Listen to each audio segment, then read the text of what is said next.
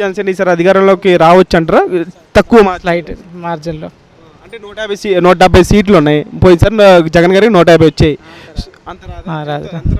Maybe 70 ఇంకా మిగతా సీట్లన్నీ TDP అయితే టీడీపీ జనసేన స్థాపిస్తారు అనుకుంటాం. క్వశ్చన్ ఏంటంటే ఇప్పుడు జనసేన పార్టీ టీడీపీకి మంచి బలం అనుకోవచ్చు. బలమే కదా, ఎందుకంటే ఈ యంగ్ పీపుల్ అంతా ఉంటారు కదా రావాలి అని చెప్పి కొంచెం వ్యతిరేకత కూడా ఉన్నది. అది ప్లస్ అవుతుంది. మా చంద్రబాబు జైలుకు పోవడం కానీ ఇవన్నీ కొంచెం లోకేష్ బాధ్యత కొంచెం కలిసి వచ్చే అంశాలు వాళ్ళకి.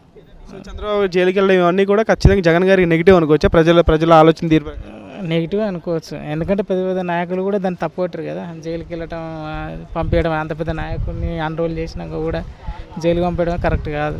సో ప్రజలందరూ ఇది కుట్రపూరితమైన అరెస్ట్ అని ఫీల్ అయ్యారని సింపతి వస్తుంది అనుకుంటా. సిబిఐకి వస్తుంది ఖచ్చితంగా, వచ్చినట్టే అది వచ్చిందని కదా, వచ్చినట్టే అది.